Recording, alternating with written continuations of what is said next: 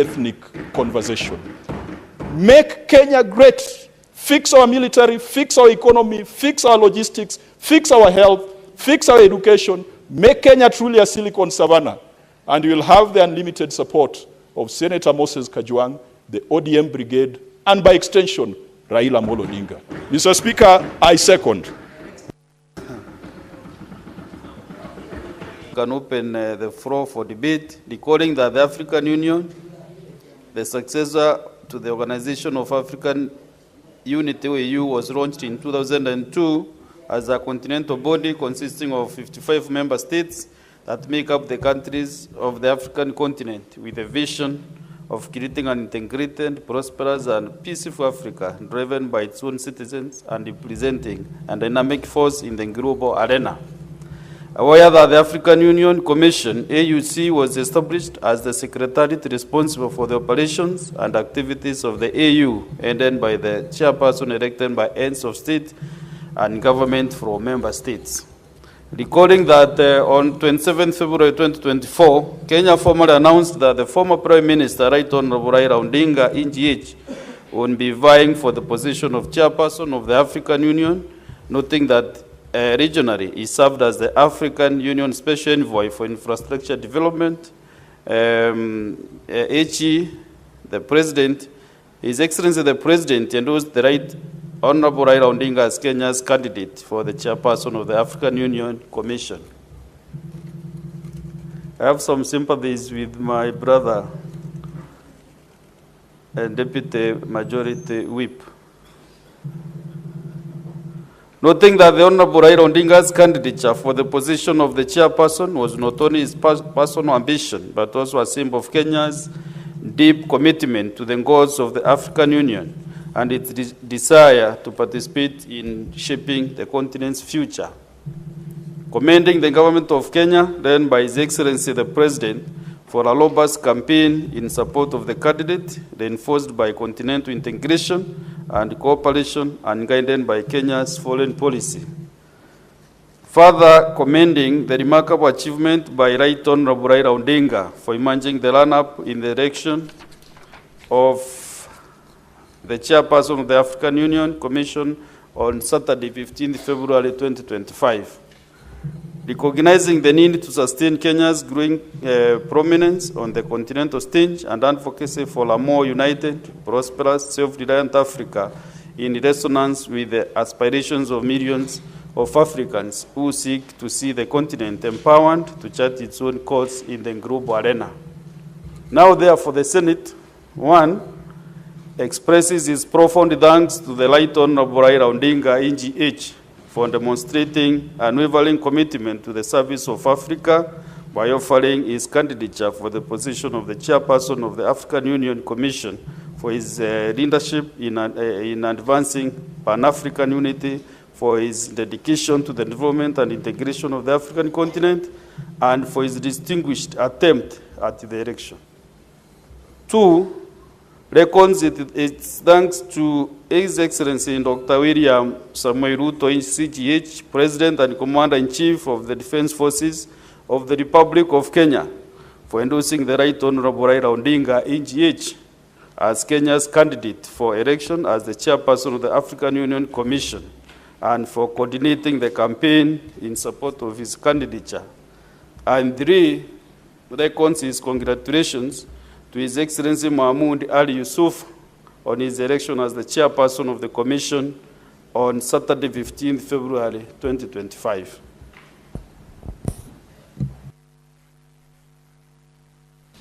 Now we open the floor.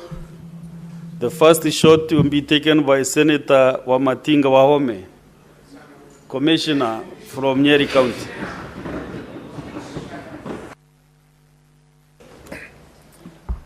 Thank you, Mr. Speaker, sir. As I rise up to contribute to this motion... Sorry, Senator, just 1 minute, Senator Matinga. I will recognize the visitors, then and I will not interrupt you as you take your 20 minutes.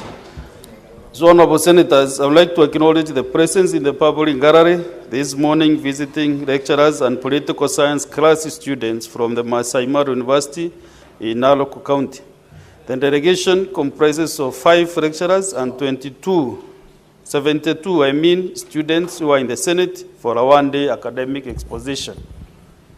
In our usual tradition of receiving and welcoming visitors to Parliament, I extend a warm welcome to them, and on behalf of the Senate and on my own behalf, wish them a fruitful visit.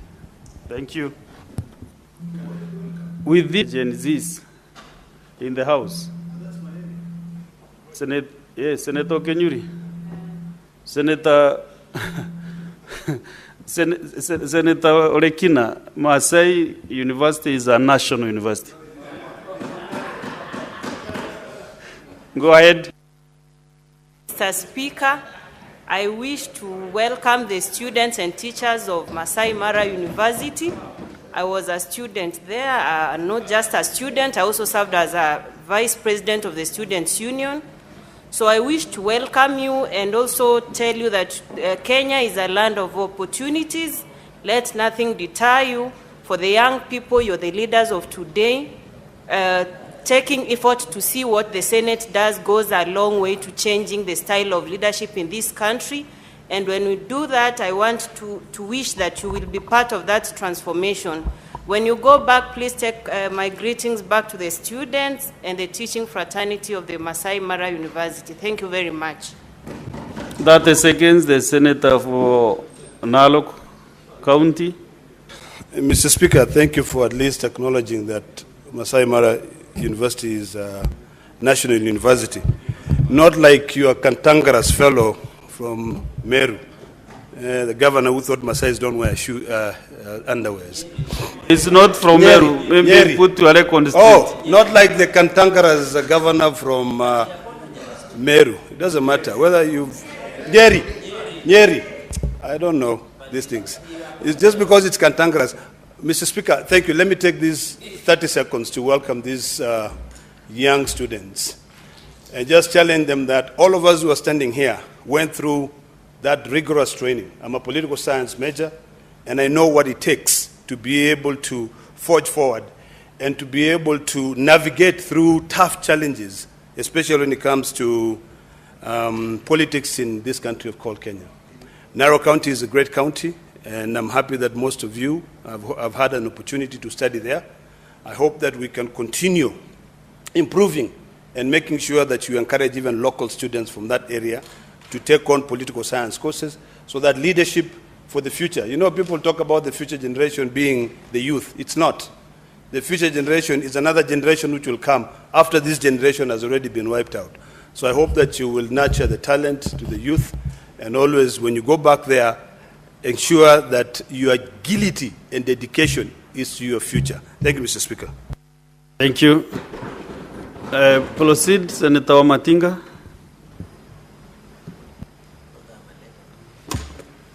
Thank you very much, Mr. Speaker, sir. As I was just about to start, I'm reminded by today's debate of the call that we have as a leadership of this country. And I would want, Mr. Speaker, sir, to start by thanking 2 people. One, Mr. Speaker, sir, I want to start by thanking one Raila Amolo Odinga. His ability over the years to bend backwards, to put this country forward, Mr. Speaker, has been a challenge to many of us. It is known, Mr. Speaker, and it is on record. I am one of those who many years have always opposed the leadership of Raila Amolo Odinga. But, Mr. Speaker, sir, having said that, I want to put the record straight. It is not because I have any justifiable reason. It is because, Mr. Speaker, sir, I've always been persuaded to think along ethnic and regional bloc, Mr. Speaker. But time has come to realize that this country is greater than any one of us, Mr. Speaker. The second person, Mr. Speaker, I want to thank is His Excellency, the President William Samoei Ruto. It is indeed, Mr. Speaker, a great act of statesmanship to take somebody, propose somebody who you've competed with for the presidency and say, I propose the name because I think he's qualified and deserves it. Mr. Speaker, sir, as I'm standing here, I look at the photos and the people sitting on the gallery, young people who are looking upon us for leadership to unify this country so that we can live a country united for them. Mr. Speaker, sir, The whole world is moving to become a global village. It is not lost to us, Mr. Speaker, that the strength and the strategic geographical position of this country will highly benefit if we have regional integration in the Greater Lakes region and indeed in the whole of Africa. Mr. Speaker, many a times has the President, His Excellency President Ruto said, it is time that Africans started taking their own matters in their own hands, and that must start by making a unified monetary unit where we can allow ourselves to trade without having to rely on foreign currencies like the dollar. Mr. Speaker, sir, it is the high time that we look at a statesman, somebody who is able to move this country, this continent forward, somebody who is prepared to sacrifice, and we know this person is embodied in the person of one Raila Amolo Odinga. And I want to agree with people.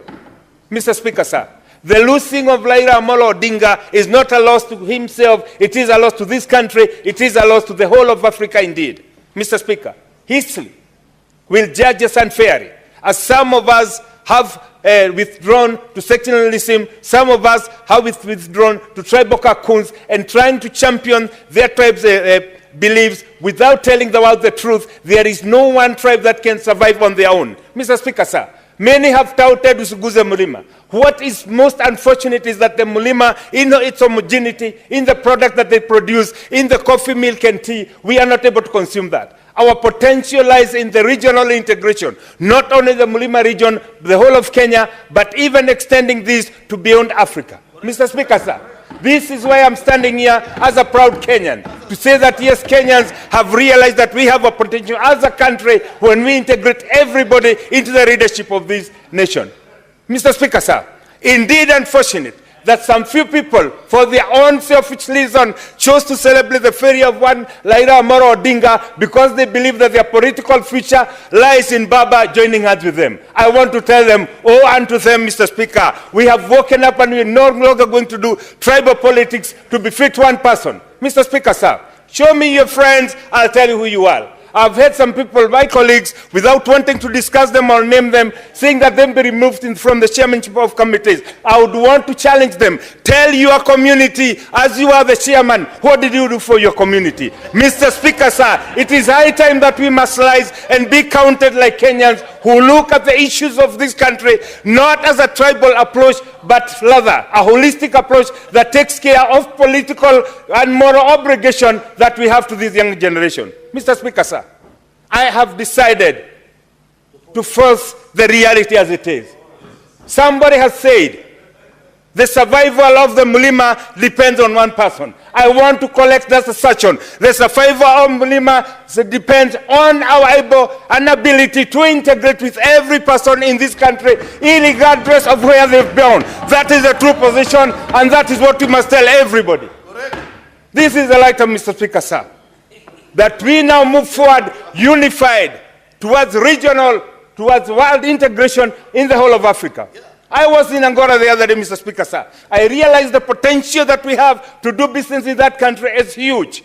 It cannot be, and it is not acceptable. At this time when everybody is moving towards making regional blocks, towards moving people together like the EU, like the United States, somebody is telling us, Usichiguze Murima. Mr. Speaker, sir, that is not only outdated, it is retrogressive, and it must be condemned in the highest and the hardest political terms as possible. Tomorrow belongs to a future generation, and we have a political and moral obligation to ensure that we bring Kenya together, because Kenya cannot stand in and divided into tribal cocoons. Mr. Speaker, sir, I also want to thank those who stood with Raila Amolo Odinga. Not because he's a Luo, not because he's a Kenyan, because he's a statesman who has the political experience and exposure to see things in a broader perspective. It might please my people, Mr. Speaker, sir, to say I oppose Raila. But then I'll have a political responsibility, and history will judge me so harshly that I did not make the right decision. And has been said here before, Mr. Speaker, a win for any Kenyan is a win for every Kenyan. We must now rise beyond petty tribal politics and say the problems that we face in this country are not tribal problems. They are problems that we can only solve as a unified country. As I wind up, Mr. Speaker, to give my colleagues an opportunity, I would want to take this opportunity to apologize to the Ma community. I had my governor made very retrogressive comments about them not wearing suluaris. Mr. Speaker, I heard him say, it is not what you do, it is who you follow. I want to put the record straight. It is what you do in terms of development. If you bring development to us, if you bring meaningful change to us, then we'll stand with you. It is the high time that we say this country is greater than any one of us, and we say united we stand in this country. We must fight for African integration, we must fight for globalization, and we make sure that Kenya is an integral part of that, not being put in ethnical balkanization, because that is outdated politics. Mr. Speaker, sir, I support. Thank you. Next is Senator Onyonka Richard.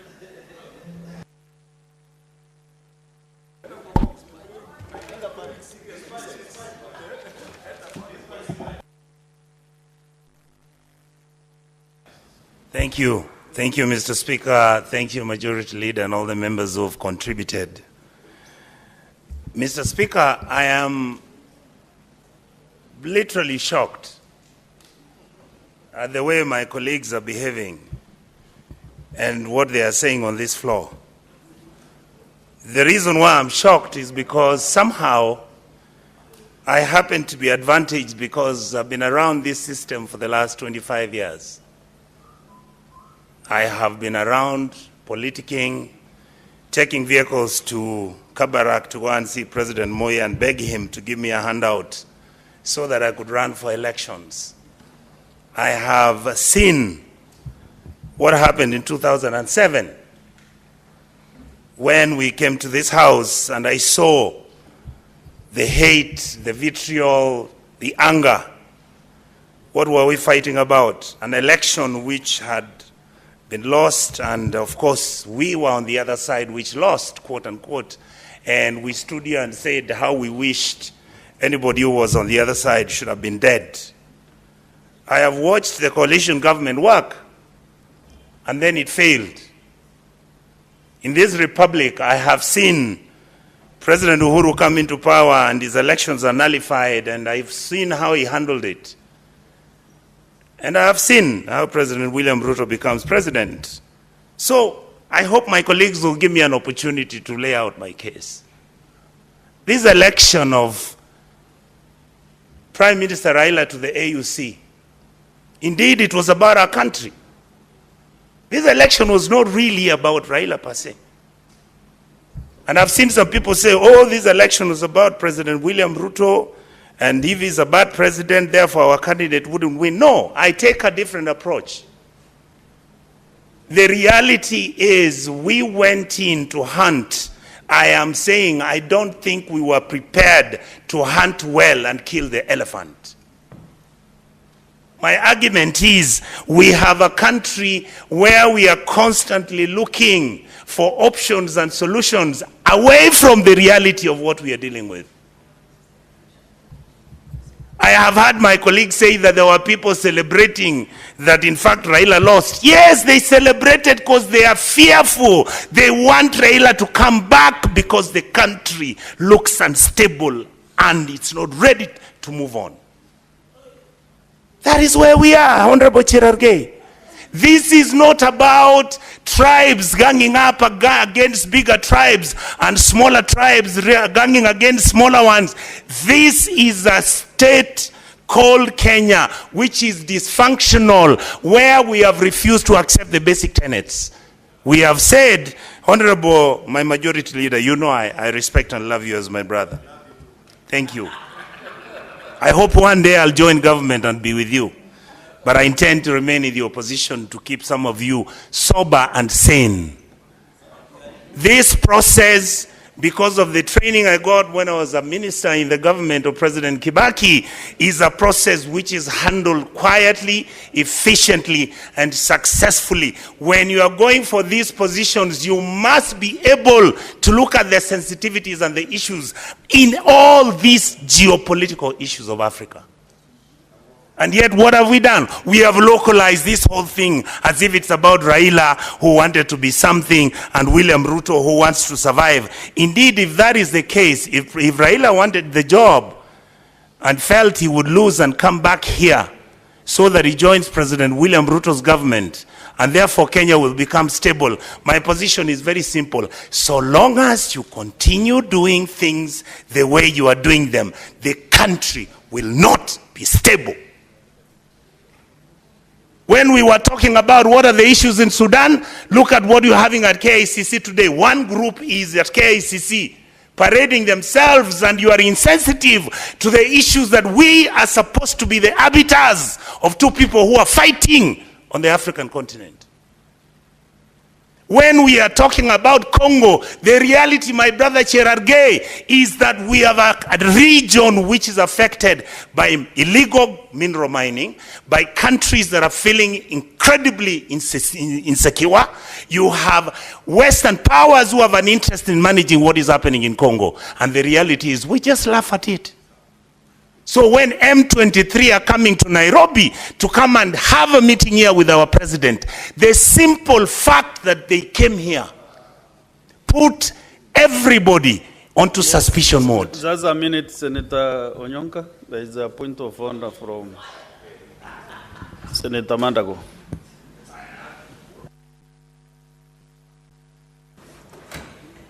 Honorable Speaker, I've heard Senator Onyonga say M23 are coming to Nairobi. I don't know whether it's confusing. I said when they came. I said when they came. I know you don't know. When they came, M23 came to Nairobi, met our president, they launched themselves here. What did you expect President Kagame to do? What did you expect him to do? When information is coming out that all these groups are meeting around Nairobi, and we are not careful. There is a point of order still from... I was just wondering whether from Senator Mandago. The operations of Parliament have changed. Can Senator Onyonga provide evidence that M23 indeed came to Nairobi, met the president, and launched themselves here? I think it's a dangerous statement to be allowed to go on record without evidence. Substantiate. What question are you asking substantiate me? That? Mr. My Chair Health, what I said was this. Anytime when you have these groups that are fighting in the East African region, and one of them appears to be in Nairobi, what it happens is it creates a destabilization which sometimes is imaginary, and yet the expectation is likely, just like South Sudan. When the earlier group, or when the first group that was against the government came to Nairobi and they met. Nyonka, let me give you some direction. Yes. Since there is that point of order which you have not, we have not cleared, that it needs an evidence to show that M23 came to Kenya, met the president, and launched themselves.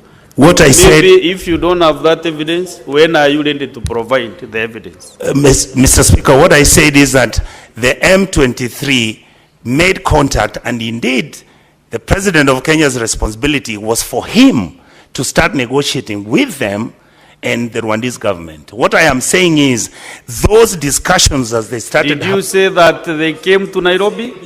I said yes. And met the president? Yeah, no, I said they came, yes. No. No, I don't need any direction from the members. Say what you're saying. That is why I'm here. I'm listening why, to the members. I don't know why you don't want me to talk. Mr. Speaker, let me make it easy for you. I withdraw. Okay, fine. And apologize for my majority. Can I proceed? Proceed? So let me say, so that you don't waste my time, let me say what I'm saying.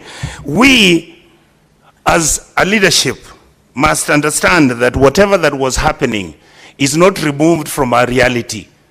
Just as you're planning to organize so that Prime Minister Raila can then go for his election at AU, what do? You allow individuals to pick Besije and they abduct him and take him to Uganda.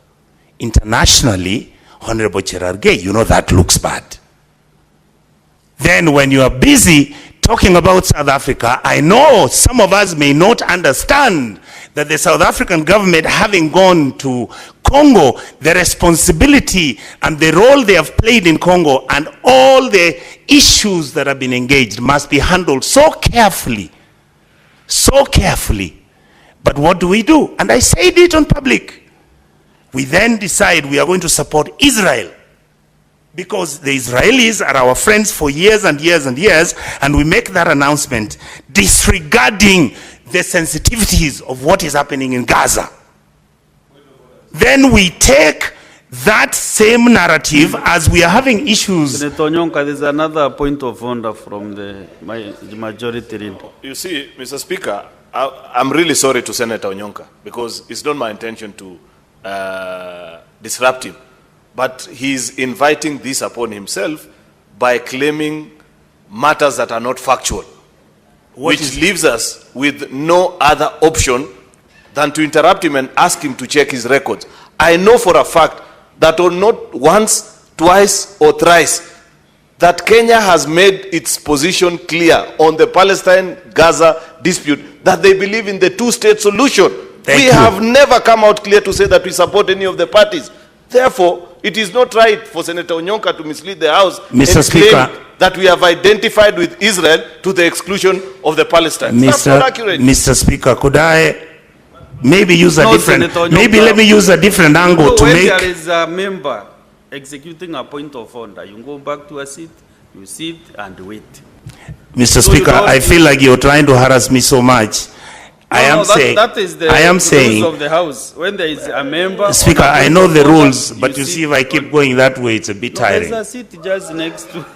All right. And I've got his point, which I can You should not take advantage of the mic to just exchange with the member who has a point of order. Much obliged. I would most probably answer him and say, let's leave the Israeli question. Can we talk about the rapid deployment force that is in Nairobi? You can legitimize, you can argue about it. So you are comfortable the RDF is in Nairobi. And the other Sudanese party is in Sudan, and they have written an official letter today where they are saying that you have actually violated their very essence, existence as a state. That is how, so you've been... You see, Mr. Speaker, you see, your colleagues are now answering me because they don't want me to make my arguments. With the member on the floor. Let me just finish my debate. No. And also, Senator Onyonka, just talk to the Speaker, not to the member. Thank you, Mr. Speaker. I would like to say that I see here today my colleagues celebrating and talking about how Raila is the greatest man who was. How I wish we listened to what they are saying 3 years ago. How Raila was a mganga, how he was somebody who was completely useless to our political dispensation. Where, by the way, why have you never gotten rid of him? Now, today he's being praised of being the hero worship we wanted. Raila has been a hero worship, yes, but we will expect him to give us the excellence we expect from him. He will join your government, and if he is not going to demand that abductions stop in this republic, that we stop the corruption that is going on in our country, that we actually govern ourselves with responsibility, where we accept that our countries within our region respect us and we respect them. And then I saw my brother Chirarge going to Ethiopia. You carry 250 people who are singing Yote Yawezekana. You are threatening other African guys, ladies and gentlemen, who visited the occasion. You remember, Senator Onyonka, yes. One thing that I did when the majority leader was on the floor, I protected you. Yes, Mr. Speaker. When he mentioned your name. Yes. So can you kindly stop mentioning the members? Oh, my apologies, my leader. So that you... I apologize and withdraw. You were not there. You were not there. You know you are eating on your time. Mr. Speaker. Be having ample time to give you your points. Much obliged, Mr. be disrupted all the time with the points. Mr. Speaker, I am much obliged. I would like to say this. I want to say, I get that, but he was there. Senator Chalegei, stop exchanging with the member on the... Allow him to continue. What is your point of order, Senator Wakoli? It's a chariot, my brother. Senator Mr. Speaker. Onyonka, let us listen this point of order. So I will ask the clerk, when you know you are misusing my mic, the clerks. When the member is on a point of order, switch off the other mic so that now we can be orderly.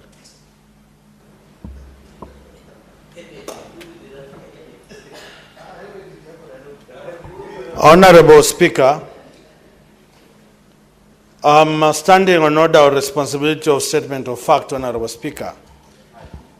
When an honorable member stands here and casts aspersions on the delegation from Kenya, we might not agree with you, but when you say they were intimidating, can you table facts that Kenyans, headed by the president, were intimidating people in Addis Ababa?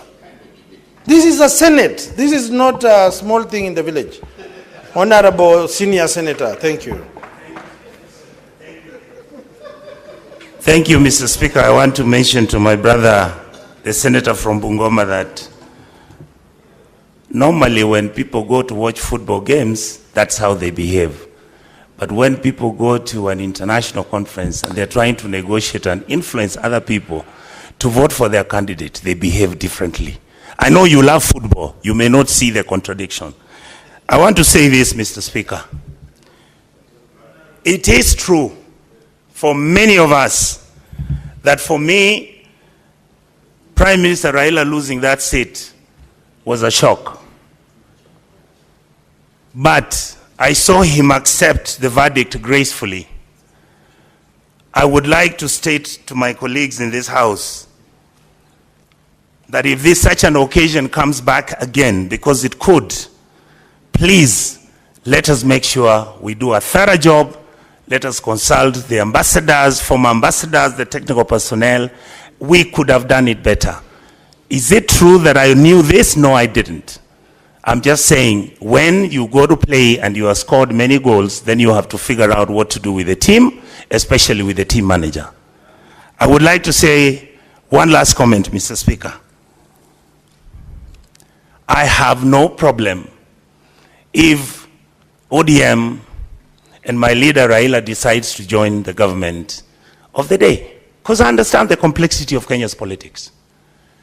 But, Mr. Speaker, I heard somebody say, give me something that I can be proud of. Give me democracy. Make sure we minimize our corruption. Stop using negative ethnicity of turning around and saying that because you have disagreed with people who you have struck a deal with. And indeed, by the way, Mr. Speaker, I listened to this House severally. Some of these contradictions we have are a consequence of the broken system of our governance structure. Why is it that every 5 years the vice president is fighting with his president? Why is it that we are not able to deal with the dysfunctionality of our financials in this republic? How can we talk about Kenya as a great country when you know we are in debt, we can't finish a railway, the revenue we are collecting, we don't even know what's happening, the county governments are having a problem? Then you expect me to have something to be proud of. I am proud to be a Kenyan, yes, but I expect more. I expect better from all of us. Stop cheering around and singing how you think now power has come to your hands. You are going to employ your relatives and cousins. No!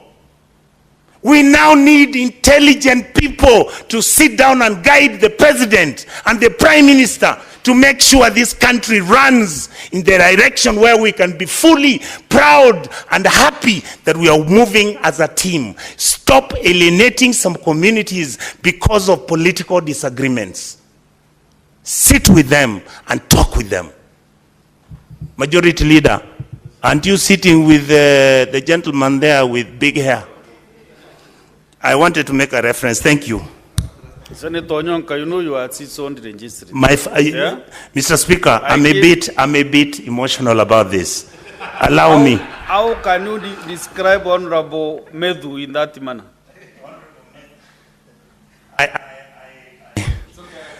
He accepts the I wanted to say how beautiful I see both of you. You have disagreed politically and yet you are talking. That is how it should be. Let us not escalate it to the next level. I see us escalating this war to the next level. And I want to mention finally, Mr. Speaker, that whatever it takes for this Senate, whatever it takes, all of you, for the next 2.5 years, this country has been left in your hands. Make sure the leadership listens to what the Kenyan public is saying. Especially, I heard somebody trying to dismiss the role of the young people. Some of us are just saying it purely. Please listen to these young people. And it's not about me wanting to be on TikTok. I've had some of my colleagues always jump up and say, yeah, I'm at 6 million views. Those things don't matter to me. I don't even have to come back to this house again as a senator or any leadership position, because I am extremely disappointed at the way we are carrying ourselves when we are advantaged. When we are not disadvantaged. When we are disadvantaged, we behave differently. When we are advantaged, we behave differently. It is convenient. This state does not convenience. This state needs factual analysis, evaluation, and conclusions on matters that are going to help us govern. The president should succeed. He should listen to us. What is working, let him continue working on it. What is failing, can he stop, fix it, and then we move forward. Mr. Speaker, I support. Next is Senator Charigai Samson.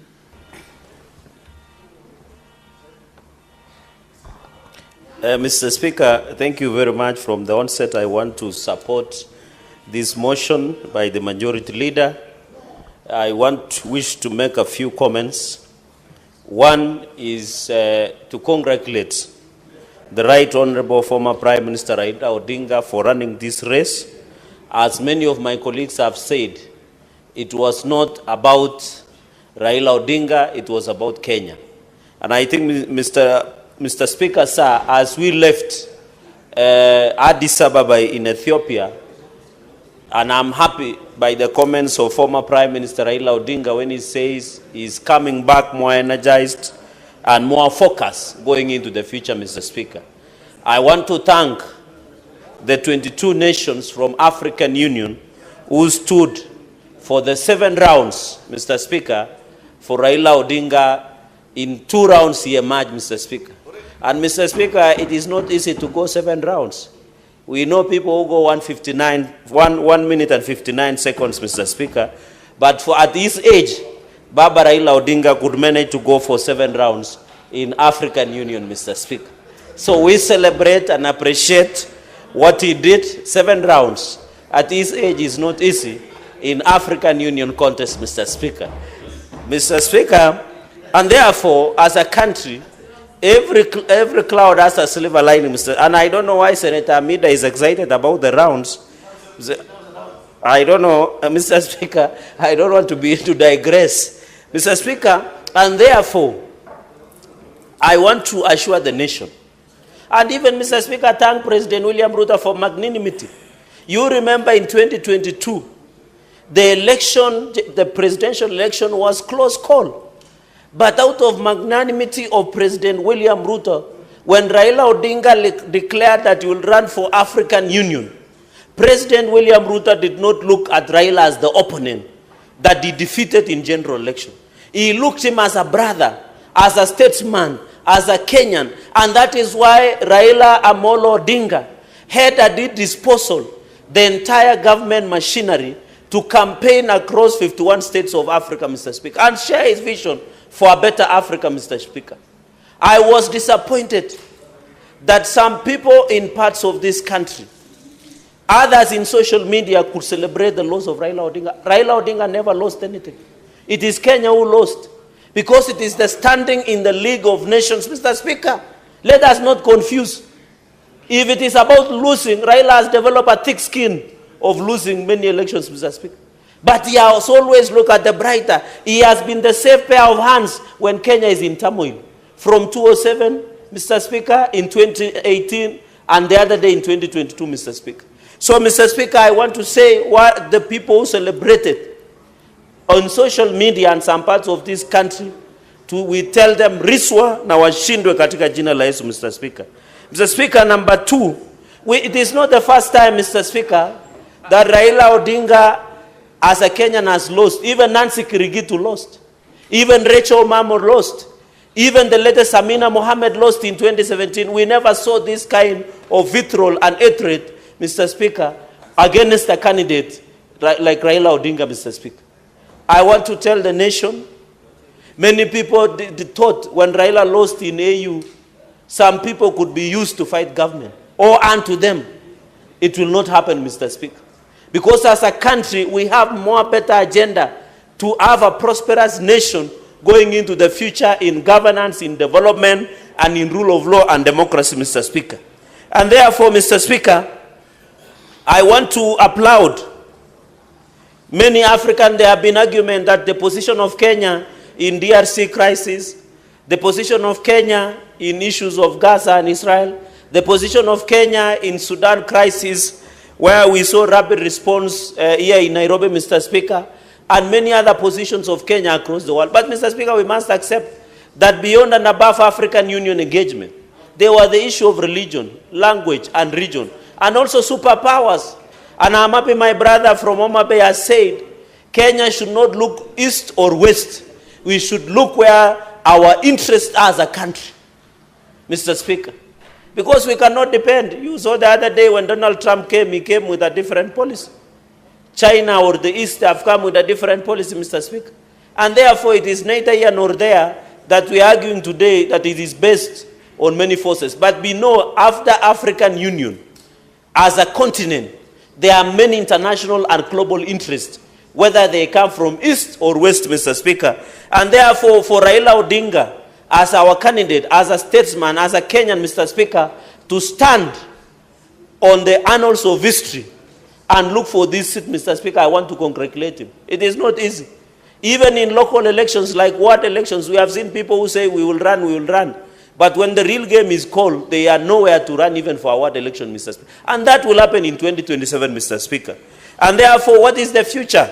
As we congratulate His Excellency Mohamud Ali Yusuf of Djibouti, although I saw his speech and I was disappointed that we had more money and more power, Mr. Speaker, I thought he would have been more magnanimous. You know, in victory, under 48 laws of power, in Robert Greene, you should know when to stop celebrating. It is one of the basic tenets of 48 laws of power in Robert Greene, Mr. Speaker. Mr. Speaker, and therefore it is very unfortunate to come from him when he wants to unite the country. He will be the biggest envoy. Senator Onyonga will tell you, His Excellency Ali Mausuf Mohamud will be the biggest envoy of Africa.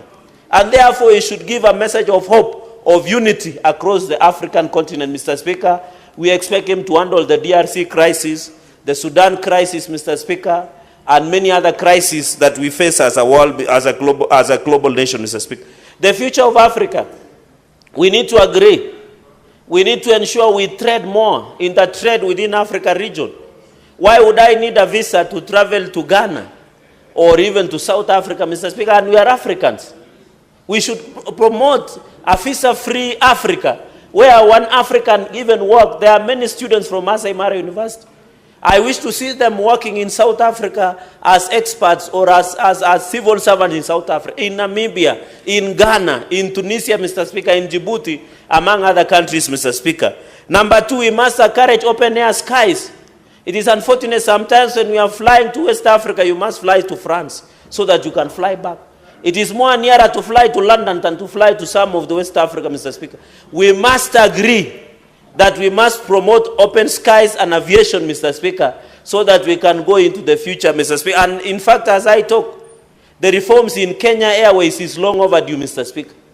We must, Mr. Speaker, we must ensure that we encourage Kenya Airways, which was now pride of Africa, is disappointing, Mr. Speaker. I saw even the Nigerian embassy, Nigerian civil aviation penalizing, Mr. Speaker, penalizing the KQ. Sorry, Senator Chalgay. What is it you are saying, Senator Morgan? Fax Ghana?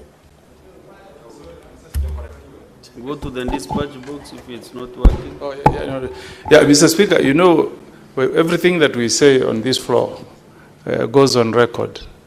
And Senator Chalgay knows that under our standing orders, he should not make statements that are misleading. He has just stated on this floor that to fly to West Africa, you first go to France, then come back to West Africa. Yet, Mr. Speaker, Kenya Airways flies direct to several West African countries, including Nigeria, direct to Nigeria. It goes to Cameroon, it goes to Bamako in Mali. So is it in order, Mr. Speaker, to make a misleading statement on the floor that the skies in Africa have not been opened to our Kenya Airways? Senator Chelagei, which country were you referring to? His mine is in Nyamira. Mr. Speaker, what I said is some flights. I didn't say Kenya Airways. It needs to, you can check the answer. I say some flights. I did not say Kenya Airways specifically. I just came into Kenya Airways by saying we must revive Kenya Airways, we must revitalize Kenya Airways to turn around profitability. Because the way Kenya Airways is being run is being run down, Mr. Speaker. And the Kenya Kwanza Manifesto, one of our key components was aviation turnaround in terms of increasing cargo to ensure we give more revenue to Kenya Airways. And we have had a discussion about Kenya Airways. We must agree that even as we ensure there is open skies and aviation sector in Africa, we must make it vibrant so that is movement of people and services, Mr. Speaker. And I can see the senior counsel is nodding in agreement that Kenya Airways must be reformed, Mr. Speaker. Mr. Speaker, on the issue of military cooperation, I agree. We need to work more better. We have seen even, and I'm happy President William Ruto has requested African Union to include Haiti as one of the as one of the member of African Union, Mr. Speaker. And we are proud as Kenya. We have read the mission in Haiti, Mr. Speaker, despite opposition from even within the country and outside the country.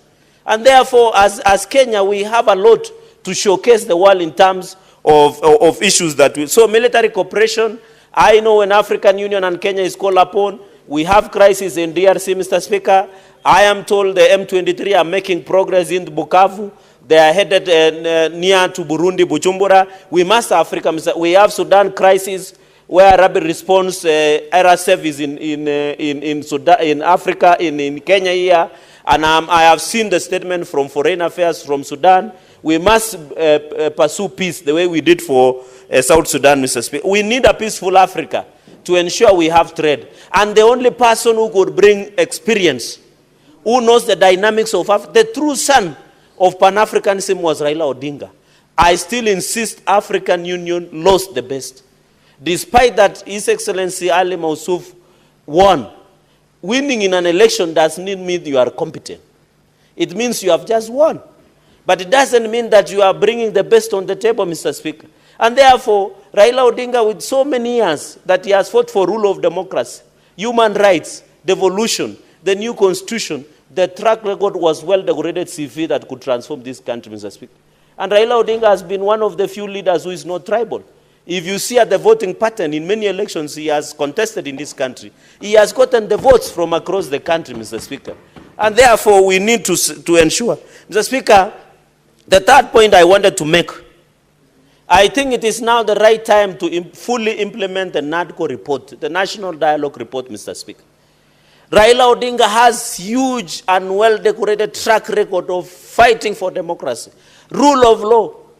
When Raila Odinga was fighting the previous regime, some of the people who are in opposition, Mr. Speaker, who are now correcting messes, were in that government that were pursuing even abuses of human rights, and they want to lecture us about, Mr. Speaker, how a country should be run. When Raila Odinga was fighting for this constitution, rule of law, democracy, some of the people who are correcting him, Mr. Speaker, who are fighting him now, were in that system, Mr. Speaker, the KANU system, Mr. Speaker. So therefore, when Raila Odinga comes, we can use him. He has huge, he's an elder statesman, Mr. Speaker, and the full implementation of NADCO, we must make Raila Odinga the Prime Minister of the Republic of Kenya. Even the Prime Cabinet Secretary, the Prime Cabinet Minister, he must, Mr. Speaker, be given that position to assist in expanding, deepening, and widening the broad-based government and stability of this country, Mr. Speaker. We have even started, Mr. Speaker, we have even started even broad-based within Parliament. Senator Methu, what's your point of order? Of course, I would not have wanted to interrupt the good senator from Nandi, but I'm standing on Standing Order 105, responsibility of statement of fact. may I know, because I have read the NADCO report page by page to the last page, which of the recommendations of the NADCO report he bases his argument that Raila Odinga is the one that will become the Prime Minister? Because our position of the Prime Minister will be there, but there is nowhere in the NADCO report that it proposes the Honorable Raila Odinga. And actually, I don't think the NADCO report was formulated to assimilate and have Raila Odinga join government. It is actually demeaning the position of Raila Odinga to say that the whole NADCO report is just about creating a position for him. So, Honorable Speaker, I wish that you direct this and find the senator out of order for insinuating that the NADCO report has a clause that proposes that Raila Odinga, the person, becomes the Prime Minister. Very well, Senator Cherargei. I think you've understood the question. Yes, I've understood. Thank you, Mr. Speaker, for seeing you today in the morning. Mr. Speaker, as I encourage, and after this I will buy an air comp for my brother, Senator Methu, I agree. In fact, he has answered himself by insinuating. I didn't say the NADCO report has the name Raila Odinga. As a leader, I believe Raila Odinga should serve this nation in any capacity. And in my own opinion, as the senator of Nandi, I feel he should be given the position of Prime Minister. We need to expand and fully implement the National Dialogue Committee report. We are already doing broad-based. We are now in this across the aisle. We are exchanging chairs within Parliament, Mr. Speaker. Therefore, I want to insist, even as we move forward, as we broaden the engagement of broad-based government, the Honorable Raila Amolo Odinga, Mr. Speaker, has the history of this country. He has the track record of rule of law. He has served as a Prime Minister before. There is nothing unique, Mr. Speaker. Even as we push to amend the Constitution in Article 257 or 256, either by popular or parliamentary initiative of the Constitution 2010, he can serve at the moment as the Prime Cabinet Secretary as we reorganize the government going into the future, Mr. Speaker. Even Senator, it is free, my brother Senator Methu, and he knows I have tremendous respect and he respect each other. We are even pushing for an enactment of official opposition leader. So as they fight in his formation, Mr. Speaker, I'm telling them there is already a seat where the people like Wajakoya, people like Alonzo Mushoka, people like, and the rest who will lose in 2027 after William Ruto is re-elected by the support of Baba, they will be automatically, will finance them. We'll give them an office, we'll give them official cars, we'll ensure they sit either in the Senate and National Assembly. And that is the NADCO report that we are proposing, Mr. Speaker. So no one will lose. We hate to see people who are so losers, who are shouting in centers, funerals. We want them to stop talking from funerals. We want them to come to the floor of the House and critique the government. And I want to assure you, with the support of Raila Amolo Odinga, William Ruto will be elected by over 80% for his re-election. In 2032, people like Eddie, tunaweza anza kujipanga at that level, Mr. Speaker. So I want to say in conclusion, because I've seen my time is spent, Mr. Speaker, let us have an open mind. This nation, the young people sitting at your gallery, need the guidance and leadership of this. We must agree as a nation. We want a nation. When you go here to Tanzania, they don't care which tribe you come from. You are a Chaga, you are a Suguma, you are a Maasai. They don't care who you are. They will only elect you because you are competent, Mr. Speaker. So we need to encourage as a nation. Let us have a tribeless leadership, Mr. Speaker. And I want to encourage the minority side led by Senator Ledama. Even as we engage on broad-based, you must clean your house. We cannot be saying we are broad-based, yet we have people who are opposing the broad-based within yourself, Mr. Speaker. And I know you know the person you are seated next to you on your right, Mr. Speaker. It is better to give that seat to Senator Hedy and other people, Mr. Speaker, so that you can have a one united front. Let us release people like Senator Wambua to go and oppose government freely instead of opposing government within. This is a broad-based government. May it long live under the leadership of William Ruto and Raila Odinga. Mr. Speaker, with those many remarks, I support and I thank you. Senator Eddie Okech. Imepewa list.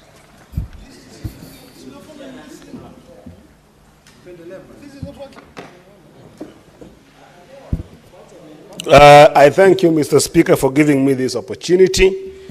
And as the leader of the Migori delegation, I must say that on this motion, my people who gave me the chance to be in this house are sad.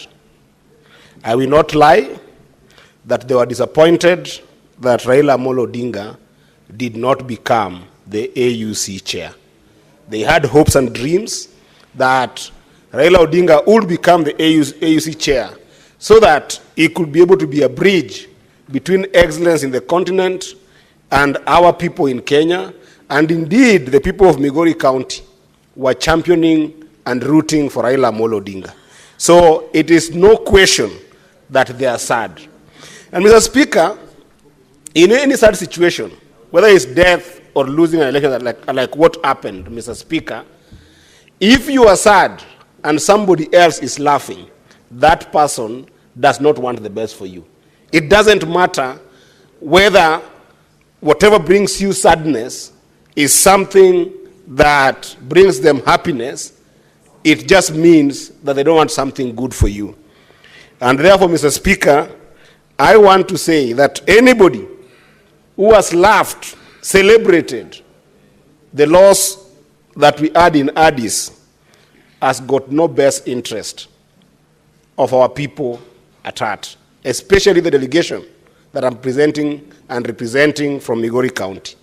I remember, Mr. Speaker, Nelson Mandela, when one day he was asked by a journalist on his take on the Cuban positioning in terms of the Cuban War with regards to other people as well as Muammar Gaddafi. And Mandela told the journalist that many people think that their enemies are supposed to be South African enemies. Just because you have got some enemies somewhere, they are not going to be ODM's enemies. We as ODM, and we as a people from Migori, and we as a people from Nyanza, and I believe this is the spirit that every other nation that finds himself or themselves in the corridors of the country called Kenya, we don't make enemies because other people have enemies. We treat people with the same attitude that they treat us with. That is the area with which we differ with many people who celebrated this. But that said, Mr. Speaker, Senator Cherargei, would you like to be informed by Senator Cherargei? Senator Cherargei is a very serious ranking member. Let him inform me, but within a short time. Mr. Speaker, I'd just like to, with a lot of indulgence, to inform on the issue of Mandela, it was not Cuban war. It was the Palestinian war on the issue of PLO. Thank you.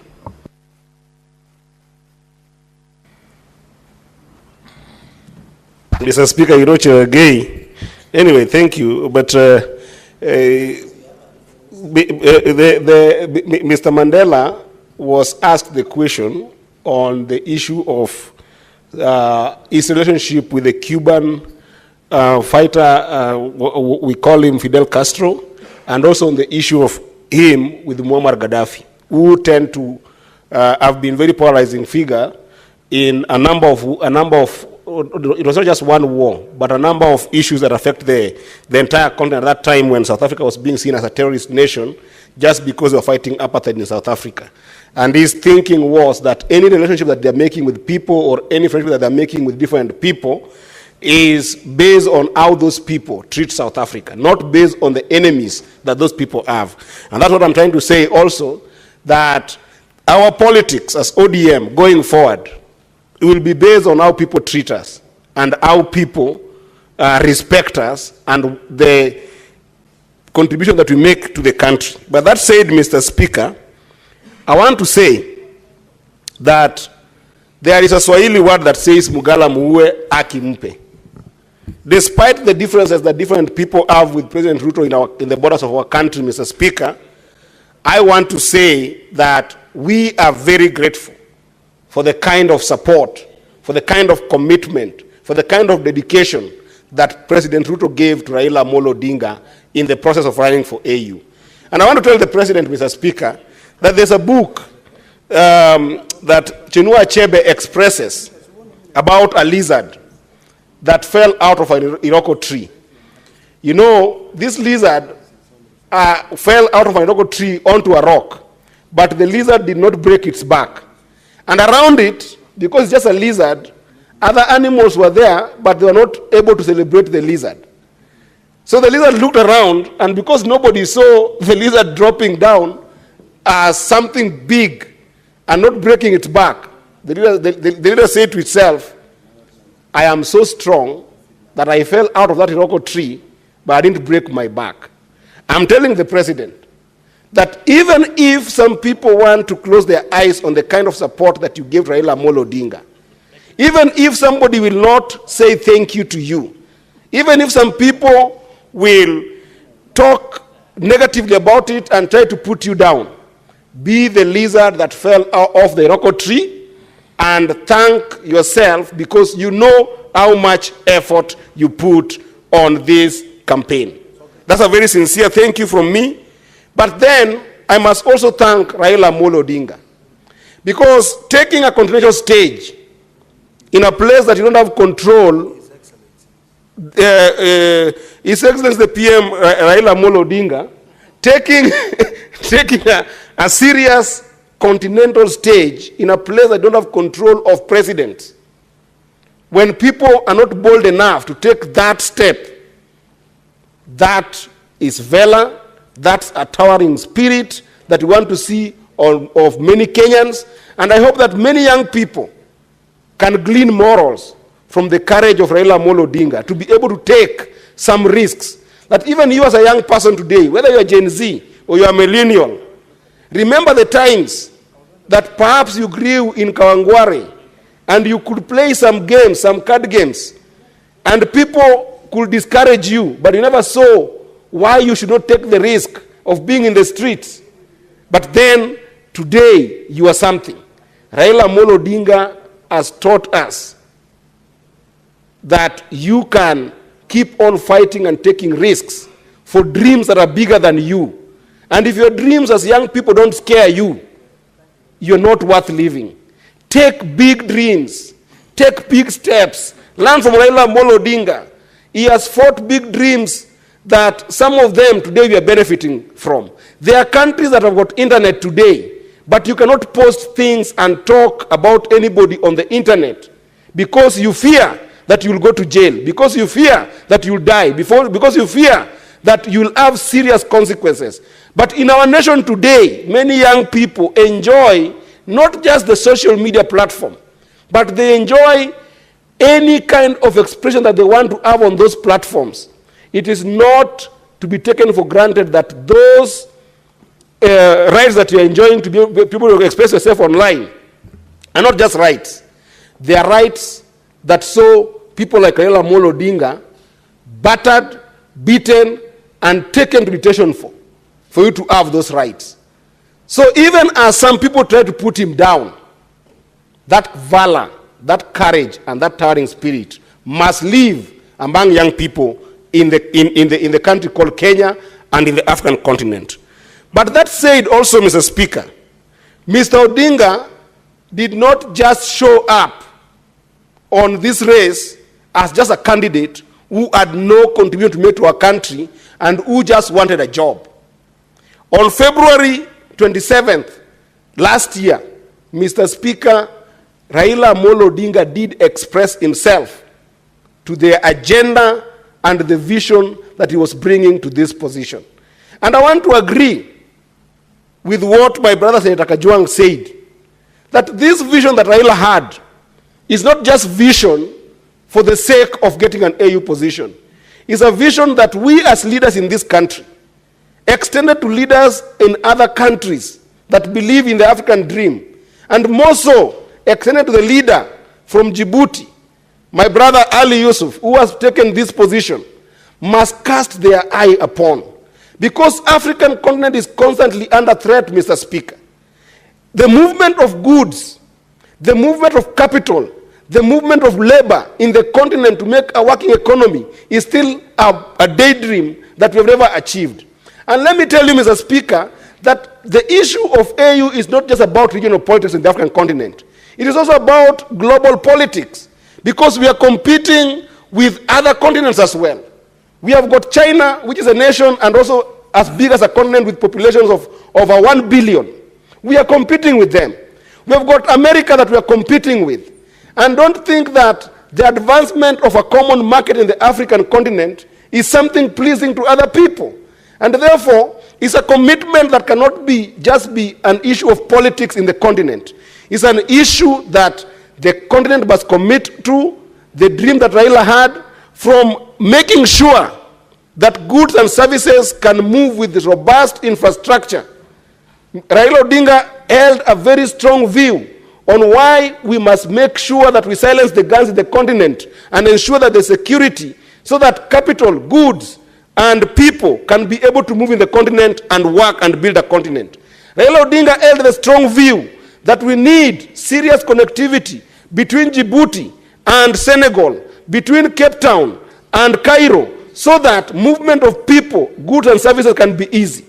Raila Odinga held the very strong view that the continent must have a single visa so that moving around the continent can be easy, so that a Kenyan who is born today without opportunities in the country called Kenya can as well move to Nigeria easily or move to Egypt easily and be able to find opportunity for themselves.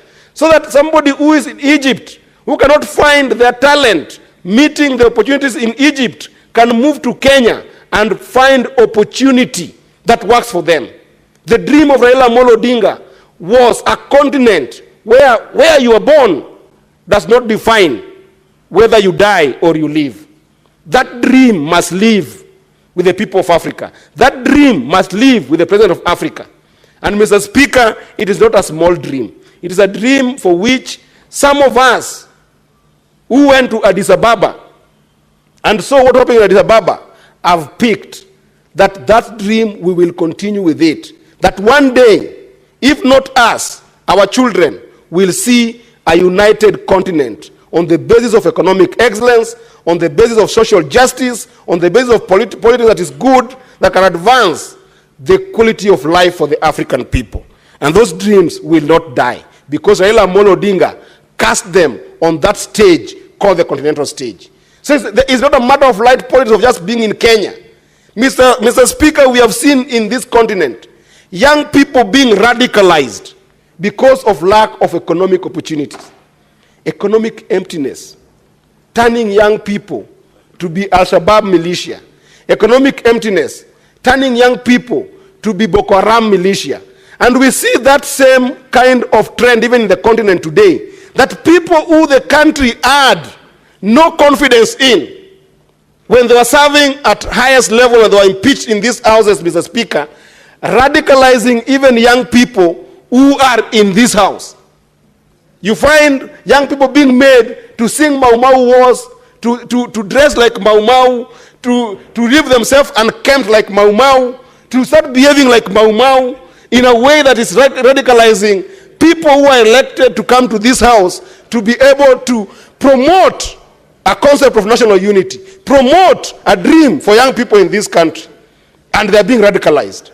Therefore, we must start thinking, Mr. Speaker, we must start thinking of how we can be able to make sure that economic opportunity and good policies for young people are made possible, so that radicalization of young people can stop, not only in Kenya but in the continent.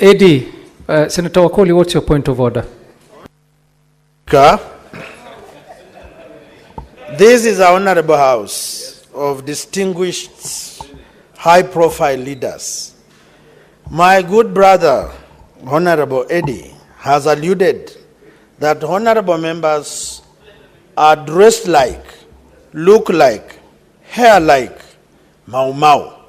Honorable Chair, it's important for my good friend to have responsibility of statement of facts, but coming out clearly and showing to us among members here or those without this place, who is it that looks like Mau Mau? Hair like Mau Mau. so that the Honorable House is cleared of any misconduct. Thank you, Honorable Speaker.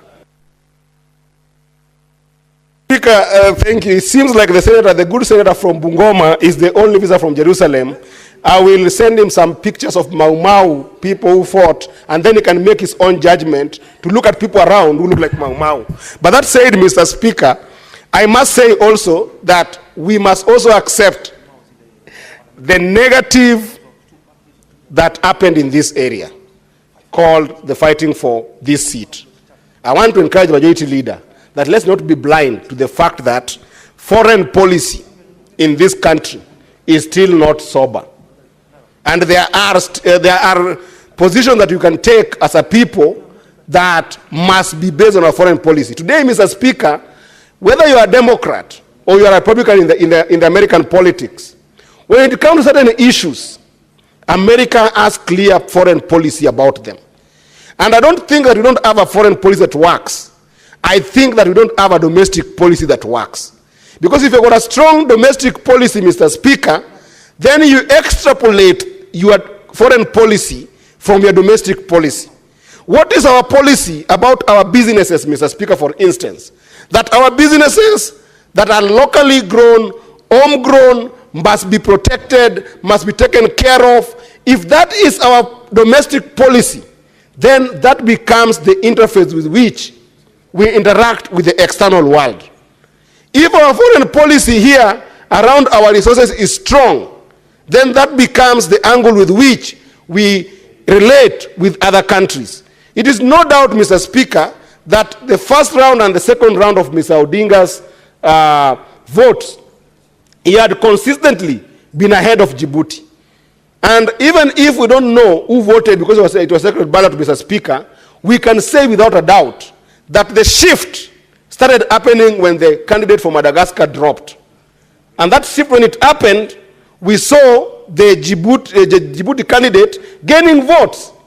Therefore, even if we are not mathematically sound, we can argue that there is high likelihood that the people who are voting for Madagascar shifted to Djibouti. And that is an indictment to our foreign policy. Why did they shift in that direction?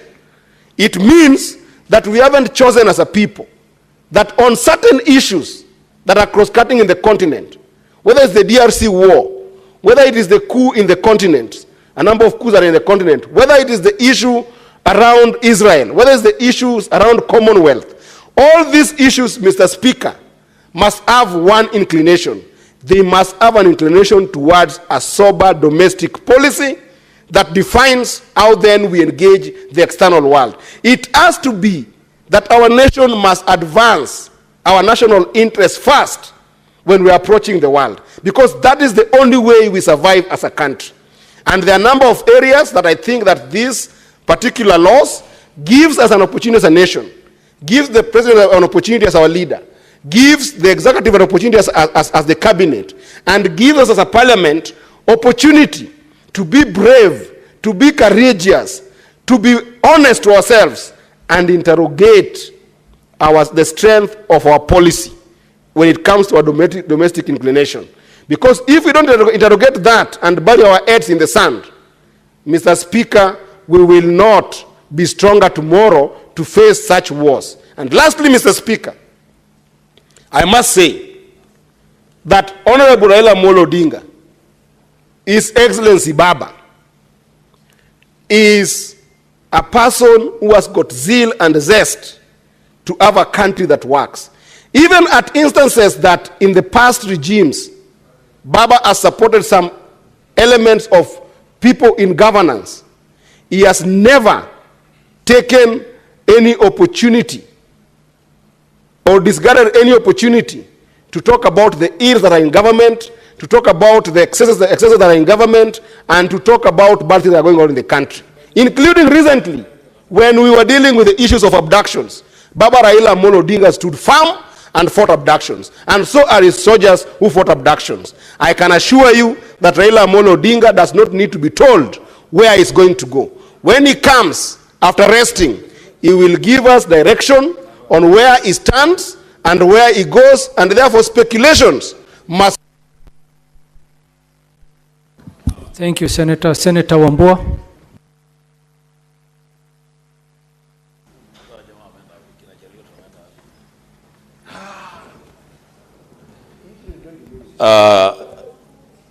Thank you, Mr. Speaker. Mr. Speaker, I also want to take this opportunity to join my colleagues in recording the thanks of the Senate on Kenya's attempt for the position of the chairperson of the African Union Commission, AUC.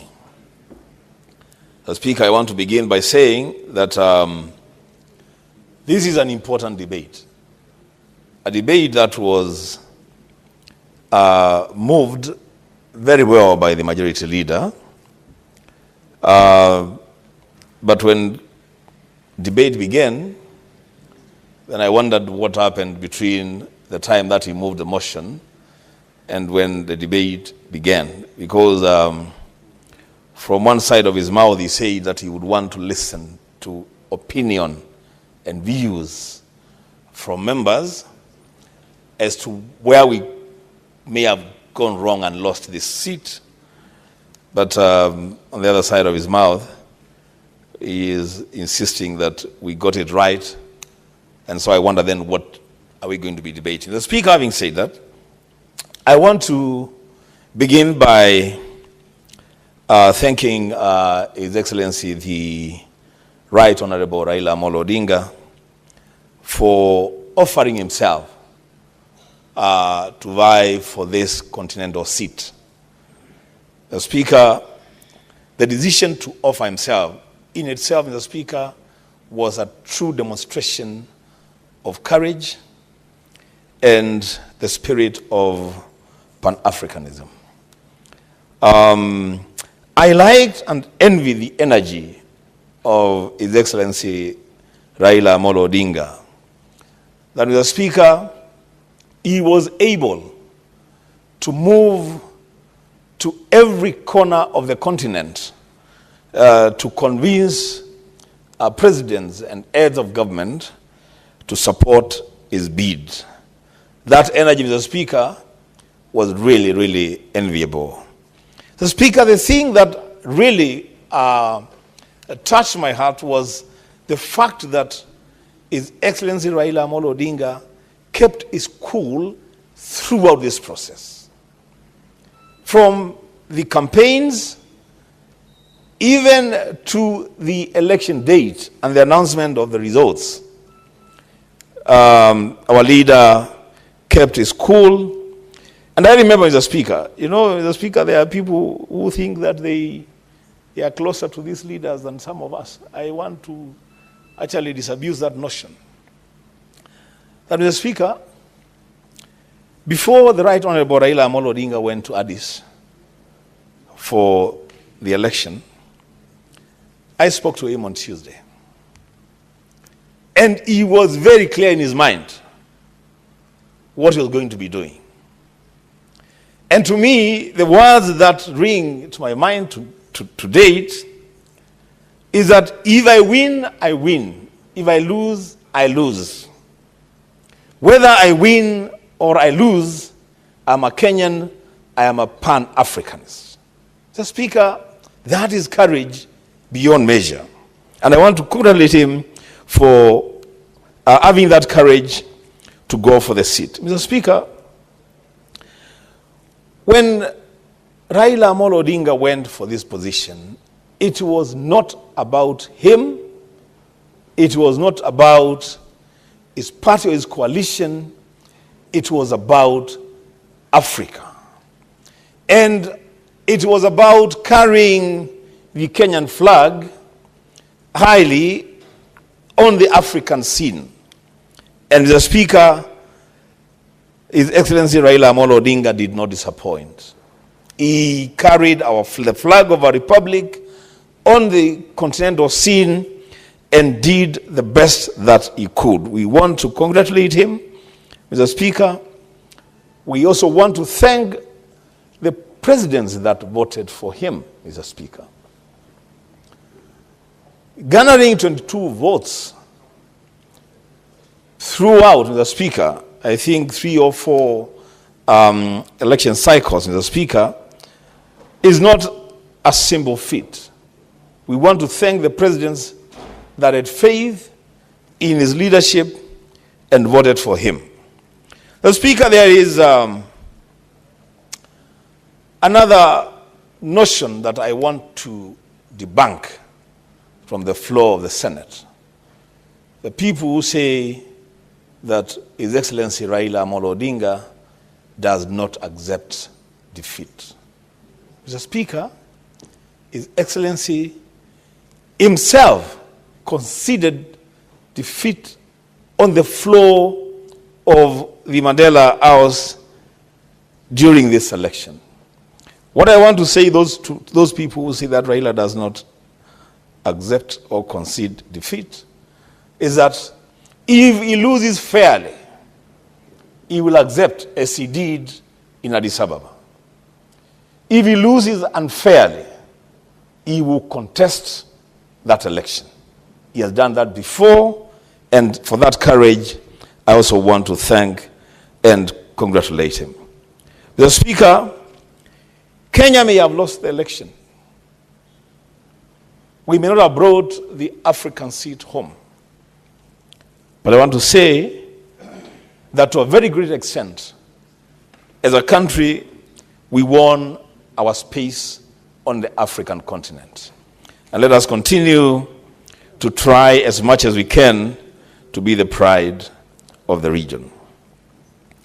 Mr. Speaker, let me also congratulate the winner of the election, Mahmoud Yusuf, and wish him well. We shall live to fight this battle another day.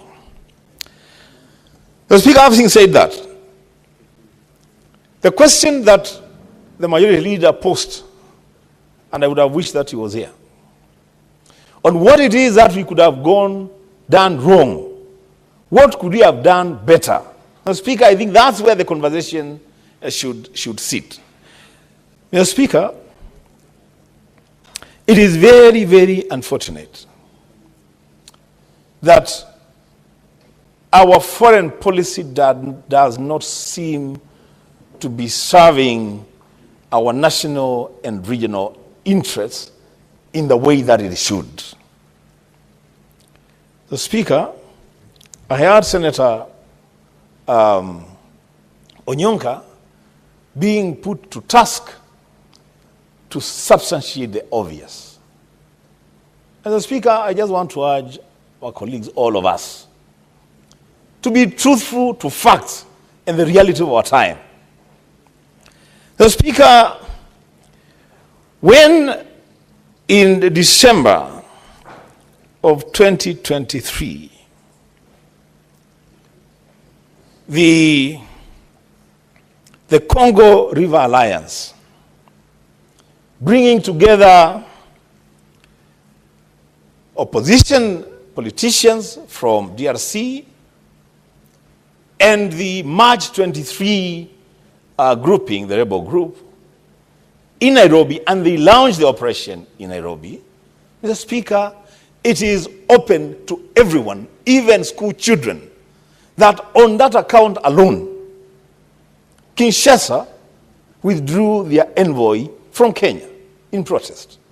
It's on the record. At the same time, Kinshasa even threatened to withdraw from the East African community and actually recalled their ambassador who was sitting in Tanzania. That's where the question that we should ask ourselves is, if we had handled this matter of M23 in Nairobi differently, would the results have been different? Those are the questions, Mr. Speaker, that we're asking ourselves. And as leaders, we cannot. Mr. Speaker, I listen to colleagues speak at times and I wonder, if His Excellency, the Right Honorable Engineer Raila Amolo Odinga, was speaking the language of some leaders who speak on the floor of this house when he was our age, where would he be today? Where would this country be today? The Speaker, Raila Amolo Odinga is not a person that is given to psychophancy or praise singing. He will say it as it is. And I'm very sure on the matter of the activities of M23 and the the Congo River Alliance, their activities in Nairobi, I'm very sure, I don't even to ask him, I'm very sure he takes a very different view from the view taken by the executive, the National Executive of Kenya. Mr. Speaker, today, you know, the quest for the AUC chairmanship is not the end of Kenya's quest for leadership in the region. There will be other positions that other Kenyans are suitable for. And I want, for the avoidance of doubt, to state that some of us consistently have believed in the leadership of Raila Amolo Odinga. We have campaigned for him. We have voted for him for many, many years.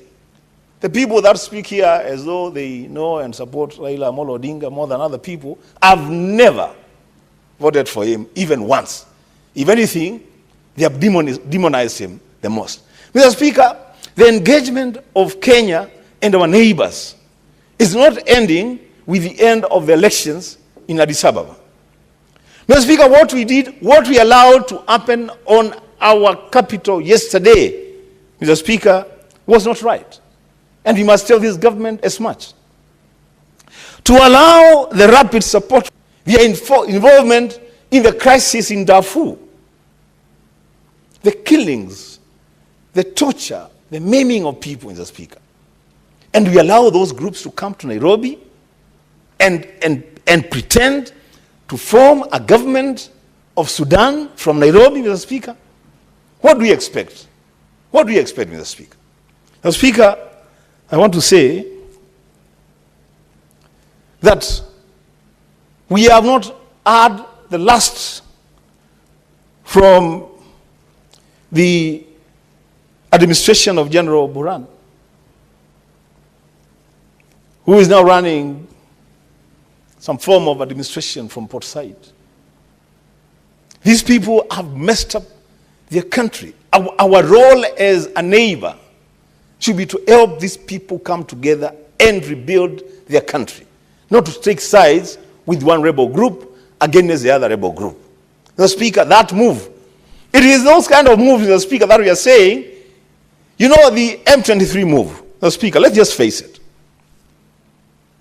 On account of the Congo River Alliance being formed in Nairobi, and the fighting now in eastern DRC, the takeover of towns, South Africa has lost many soldiers.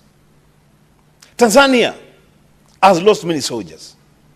Let us just ask ourselves as human beings. The president of South Africa, the president of Tanzania, the president of DRC Congo, when they went to cast the ballot, in that reality, where were they likely to cast their ballot? Speaker, these are the questions that we should ask ourselves.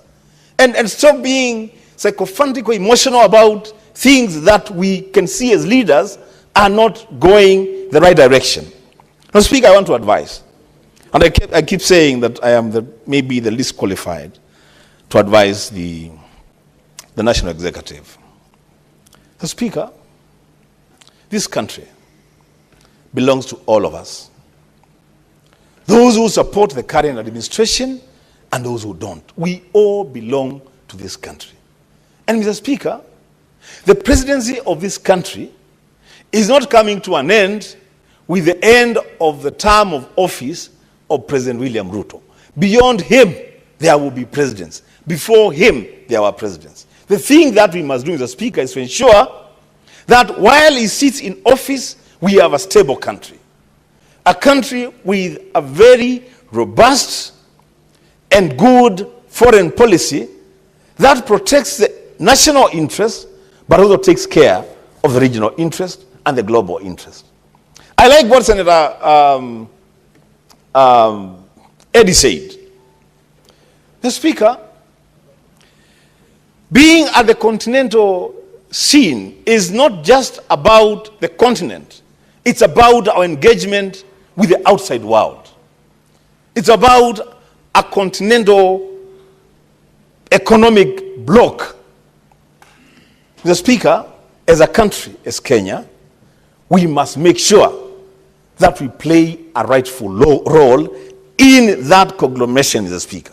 We cannot be a country that is pushed to the periphery on matters foreign policy, while in pursuit of interests that could be very, very personal. Mr. Speaker, lastly, I want to reiterate that I heard Senator Cherage make a very loose comment about the people that have stood with His Excellency Raila Odinga when he fought for the Constitution, democracy. The Speaker, I don't agree with Senator Cherage a lot. On this one, I agree with him. I want to ask him to go and check his records and tell this country who those leaders he's talking about are. Those leaders who never believed in the provisions of this Constitution that Raila Odinga pushed for. Those leaders whose business, the primary business, was to demonize Raila Odinga and what he stood for then. Where I come from, Mr. Speaker, as a Christian, new converts have a lot of zeal. People who convert to the faith, they have a lot of zeal. And they believe that maybe they have gotten saved today and tomorrow they are going to heaven. So they have a lot of zeal. Mr. Speaker, those of us who are old in that religion, our work is to just tamper the zeal and tell them to cool it down. The world will come to an end. Jesus Christ will come back. But it will happen at the fullness of his timing, not at our timing. The new converts in the political scene in Kenya, I want to tamper their zeal. Let them move slowly, Mr. Speaker. This is not a sprint, it's a marathon. I support. Thank you, Senator. Senator David Wakoli Wafula.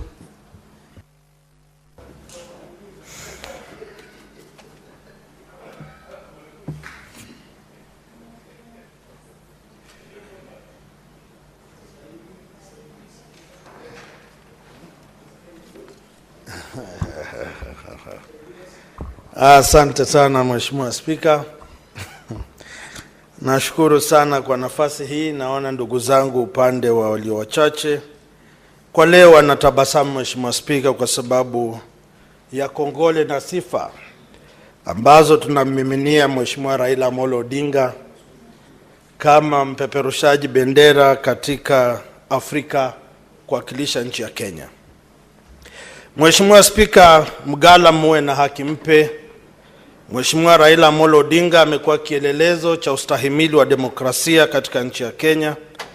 Amedhihirisha kujitolea muhanga kutetea haki ya mnyonge wa nchi ya Kenya, kutuliza mawimbi ya kisiasa katika nchi ya Kenya, na vile vile kunyosha mkono wa heri njema kwa wapinzani wake wa kisiasa, tukitangulia na Mheshimiwa Daniel Toroitich arap Moi, Mwai Kibaki, Uhuru Kenyatta na sasa Mheshimiwa William Ruto. Mheshimiwa Spika, hivi ni vielelezo ama sifa za viongozi ambao kwao Afrika ilikuwa inaona nyota na nyota ilikuwa imeangaa kule angani. Mheshimiwa Spika, Afrika imepoteza kiongozi shupavu, kiongozi aliye na msimamo, kiongozi anayeheshimu itikadi na falsafa tofauti katika Afrika, kiongozi ambaye anaelewa changamoto za watu wa Afrika, na hivi kwamba tajriba aliyonayo katika siasa za nchi ya Kenya, na kwamba alikuwa mmojawapo wa viongozi katika Umoja wa Afrika aliyekuwa anashinikiza na kusimamia miundombinu katika Afrika nchini humo. Mheshimiwa Spika, Mheshimiwa Raila Odinga amekuwa mtetezi wa haki za kibinadamu. Juzi amepasua mbarika na kupeana msimamo wake kuhusiana na vifo na kupotea kwa Wakenya. Mheshimiwa Raila Odinga na wengine vile vile amekuwa mojawapo wa wale ambao wamekuwa wanashinikiza serikali za kibepari kubadilisha mfumo na kuongoza nchi zao kwa matawi na katika kufuata katiba za nchi hizo. Mheshimiwa Raila Odinga vile vile kuonyesha dunia nzima na Afrika kwamba ni lazima kufanya biashara kati ya nchi za Afrika, kuboresha uchumi za nchi ya Afrika, na ilidhihirika walipoungana na Mheshimiwa Mwai Kibaki kuleta mfumo mpya wa kiuchumi na kusisimua uchumi wa Afrika. Nimesikiza seneta wenzangu wakitaja na kupokezana makonde ya kisiasa kuhusiana ni nani ambaye anamfuata Raila Amolo Odinga kwa haki na kwa matendo. Mimi naomba kwamba tusiwe vinanda vya kisiasa, Mheshimiwa Spika, lakini tutende kulingana na maazimio ya Wakenya. Mheshimiwa Spika, Raila Odinga anashinikiza kuwe na demokrasia na vyama vya kisiasa. Viongozi walio hapa lazima wasimame kidete na tuseme kwamba katiba inakubali vyama vya kisiasa. Katiba inakubali kwamba kuwe na uhuru wa kisiasa na mahusiano ya kisiasa. Sasa mimi nataka kuona viongozi wenzangu chipukizi, tunaposimama kando na kuwa vinanda vya kisiasa, sisi sasa tuwe watunzi wa nyimbo za demokrasia na kutetea hadhi na falsafa ya demokrasia katika nchi ya Kenya.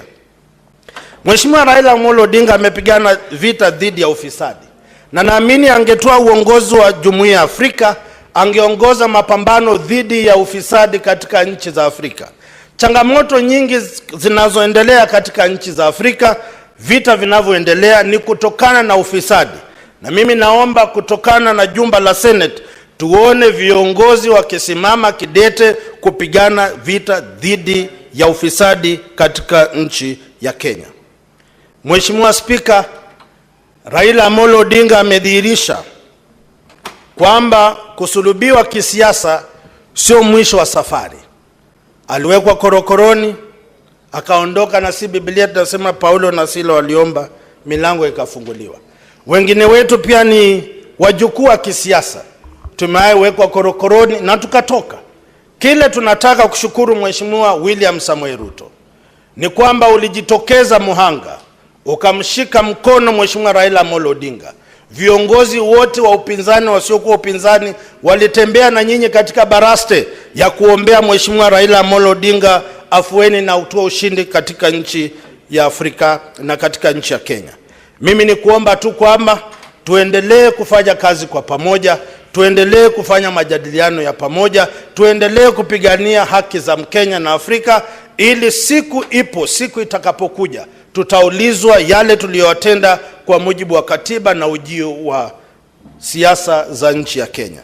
Kwa hayo mengi, kwa niaba ya watu wa Bungoma, kwa niaba ya watu wa mkoa wa Magharibi, kwa niaba ya chama cha kisiasa ambacho kimebobea na kina ukomavu mkubwa wa kisiasa, chama cha Ford Kenya, kilichokuwa uasisi wa demokrasia katika nchi ya Kenya, tunampa heko na kongole Mheshimiwa Raila Amolo Odinga kwa kupeperusha bendera ya nchi ya Kenya, kumshukuru Mheshimiwa William Ruto kwa kujitokeza muhanga kama rais wa nchi ya Kenya na kutembea na Mkenya mwenzake.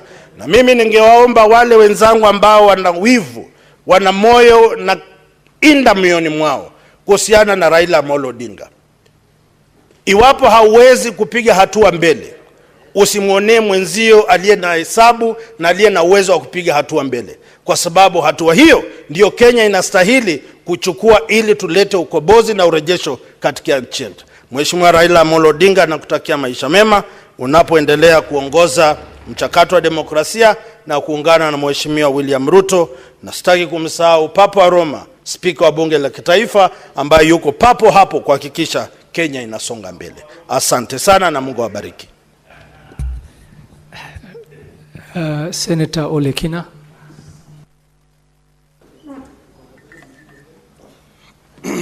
Thank you, Mr. Speaker. Mr. Speaker, let me begin by congratulating the Right Honorable Raila Amolo Odinga for being a statesman and seeing where the elections were heading, where we would create a situation where we would not have a chairperson to represent the African Union in the secretariat and the administrative organ of the African Union. If he did not concede defeat early, we would have had a situation where we repeat the elections over and over again. Mr. Speaker, what the Right Honorable Raila Amolo Odinga demonstrated in the African continent is that as a leader, he has not always been there for his own gain. It has never been about Raila Amolo Odinga. It has always been about the good of the continent. When I was a young student at the University of Massachusetts, my third year, I took a course on international relations. And that is when I knew the complexity that exists when it comes to dealing with issues, international relations. The African continent was subdivided into two, Anglophone and Francophones. And these two separate ideologies are very complex. Anglophones countries have always demonstrated progress. They've always shown the way forward. But unfortunately, most of the Francophone countries have always been left behind. And you can see, even in the reasoning, you can see, even in the development of our countries. Anglophone countries have managed to be able to leapfrog on different sectors.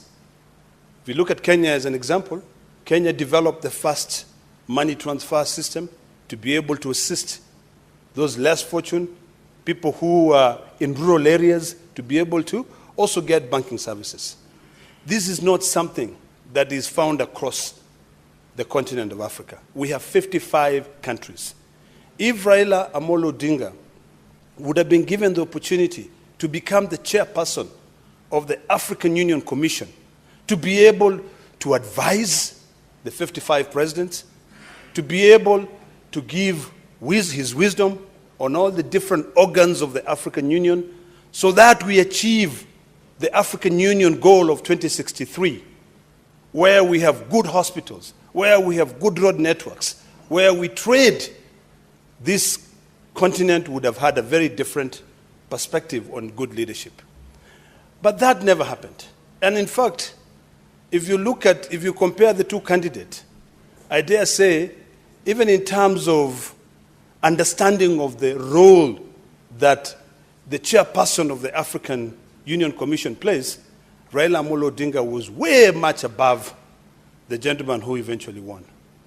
And this is easily demonstrated by the speech of the gentleman who was now declared the winner, when he came out and said, oh, they came with money, they know, but we only came with God. It shows a complete different understanding of what that role is. What I expected of Mohammed is that he would have said, we are now here as a continent. My role now is to act as a key advisor of all these 55 presidents. You know, a lot of people did not understand the role that Raila Amolo Odinga was going to play as a chairperson of the African Union Commission. The African Union Commission was established in 2001 and commissioned in 2002 as an organ to develop policy to support the African Union, heads of states. Mr. Speaker, you could equate it to the Council of Governors, where you have the Secretariat of the Council of Governors. The Council of Governors advises the 47 governors that we have in this country. So people took it differently, you know, but that shows how powerful Raila Amolo Odinga is in this continent. When you sit with the Honorable Raila Amolo Odinga, he'll tell you that the vision he has for Africa is to unite the Nile, is to drench the Nile, so that we can have transport directly from Egypt coming down to East Africa. I hope that now the new chairperson of the African Union would be able to borrow that from Raila Amolo Odinga. I love what Raila Amolo Odinga said, that I'm still available to offer my services, my advice to the African continent, if any other position arises. That shows maturity when it comes to leading Africa. We're a continent that is divided. And unless we all sit down together and reevaluate the 2063 goals of the African Union, by 2063, you will still find African countries that still people beg in the streets. I think I'm tired of seeing people beg. I'm tired of going to our counties and finding that we have got no medicine. Just because of the algorithm that is developed by international communities or India, United Kingdom, the US, when it comes to selling all their drugs to this country, that we cannot even develop our own drugs to be able to help our people get better. We just have to depend on this algorithm.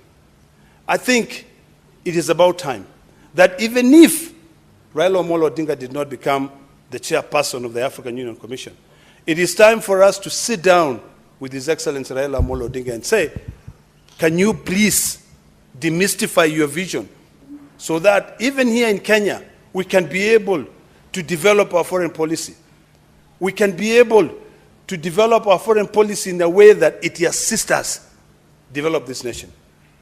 You know, when you sit with certain cabinet secretaries, they will tell you that the amount of wealth that we have in this country is enough to allow us pay all our debt, to allow us be able to lend money to other countries. These are things that we need to be discussing now. If we invest heavily in the mining sector of this country, we can be able to develop our economy. Mr. Speaker, sir, when I sit here, even the text messages that I receive of the potential of my own county of Narok when it comes to minerals is overwhelming. When I receive text messages of the potentials of where my good friend, the vice chair of PAC comes from, Taita Taveta, the potential of that county, the potential of Kwale in terms of the mining sector, that is enough to be able to help us leapfrog. And Mr. Speaker, with this current debate where America is talking about America first, where Germany is talking about Germany first, where they are saying now it is time for us to be real Americans. If you are a foreigner, ship off and go back to your country. I think it's about time that we take that unfortunate policy direction to make it better for us. Always take something negative and make something positive out of the outcome of it. If we can get these African brains who were economic refugees in America, who are economic refugees in Germany, come back and commit themselves in our continent, we can then be able to make a lot of progress. Mr. Speaker, I see this as a great opportunity for us to have our discussions on how we are going to end poverty in this African continent. Not only to talk about the war in DRC and Congo. You know, it's only the bearer, the wearer of the shoe that knows where it hurts the most. When people criticize the president of Rwanda for taking a particular position when it comes to this issue of the war, the conflict with DRC, they are not the ones who are going to receive all those refugees who are going to troop into that country, small country. It is only him who knows the position. So when my colleagues talk about us or criticize the current president of this republic that he should have taken a different position, the position that SADC wanted to be taken, yet His Excellency President William Ruto is the chairperson of the East African Commission, what do they expect him to do? To go there and deviate from the role that the East African community want, for him to go and give his vision? I think it is important for all of us to understand the dynamics that plays. It is important for us to understand what is in our interest. If we have our neighbors being stable, it helps this country. If Rwanda is stable, Kenya is assisted. If Tanzania is stable, Kenya is able to trade with Tanzania. But now, when we say that because SADC countries want a particular position, do we even go back and ask ourselves, what is this position? What exactly is fueling this position? When you take some time and you try to understand the dynamics, when you look at the economy of the DRC, you will see a lot of minerals in that country. When you look at the economy of South Africa, you will see a lot of minerals. Anyone who would want to be able to have a position contrary to what other superpowers want would want to align themselves in a position whereby they say, we are developing these minerals for ourselves, so let us bring our interests together, and that in most cases, if we just jump in and we say, yes, this is the way to go, we might end up being isolated. So, Mr. Speaker, what His Excellency Raila Amolo did is something that, for me, I will always remember him as someone who has put the interest of not only Kenya, but African continent first before his own personal interest. You know, some of us, Mr. Speaker, in some of our own religious or personal moments, we even contemplated saying, since the position of the chairperson of the African Union Commission is to advise on policy, on the economy, politics, you know, as well as other areas to do with social affairs, why not split that commission into two? Why not split? And then we converge, we come together and sit down. Why don't we say the Anglophone countries have one commissioner, the chairperson, the other one has another commission, so that we now come and say, these are our social issues. Because, Mr. Speaker, when you find that the now current chairperson of the African Union is talking about, they came with all these, but we just came with God, instead of advancing and saying, now that the elections are over, let us go together as one, what would you conclude on? And my simple conclusion is that our differences in terms of our cultural upbringing will never help us be able to see that as diversity, as adding diversity. But it will always show us as if we are different. Mr. Speaker, there are people who, when you ask them, you know, in this world there are people who give advice differently. Some of them will tell you, if you want to know whether somebody is rich, look at their hand or look at their two fingers. If this finger is longer than the index finger, then that means that that person is rich. So those ones will always believe like that. There's no way you can come and change and say, maybe it's just the way your bone structure is formed. They will believe that you are the rich person. I want that we focus now, Mr. Speaker. When it comes to our foreign policy, I want us to focus on how we can be able to ease trade among our African countries. I want us to see how we can be able to utilize the Nile. You know, the source of the Nile is in the East Africa. It is the only river that goes up that East Africa does not control. How can you not control the source of your river? It is controlled in Egypt. Ethiopia and Egypt fight over it. But the source of it is where? Is in Uganda and Kenya. So really, it is time for us now to start asking ourselves, how are we going to benefit from our own resources? We cannot be slaves of our own resources.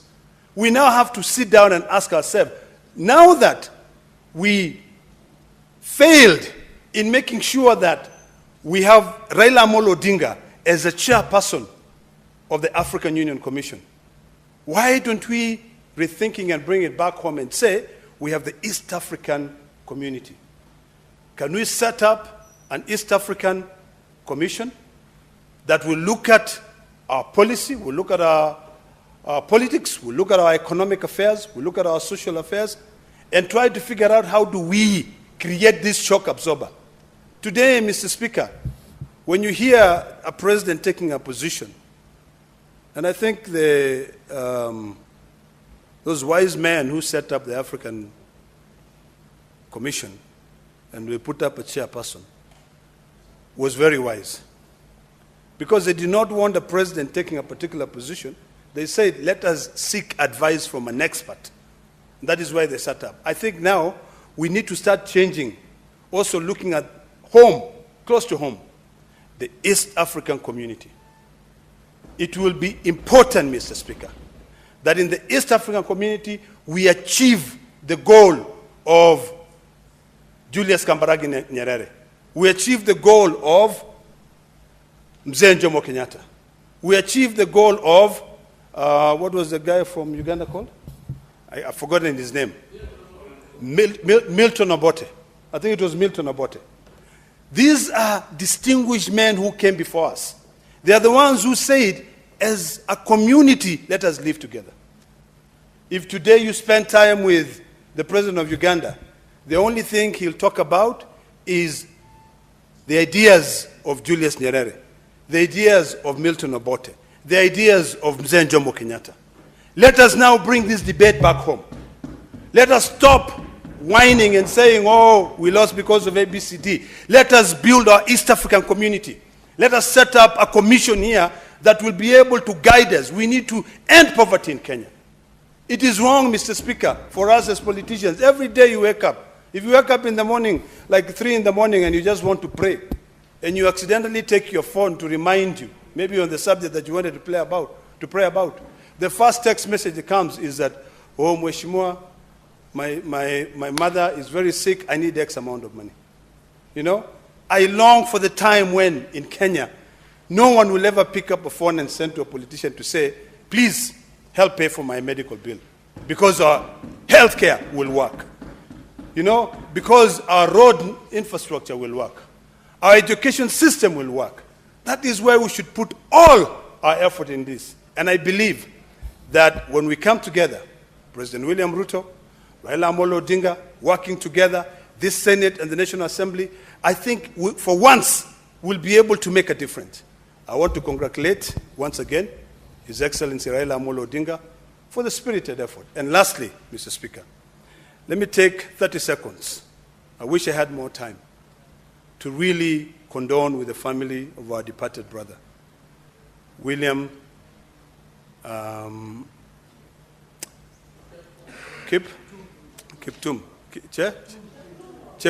not Kiptum, Cheptumo. This is a gentleman whom I really knew very well.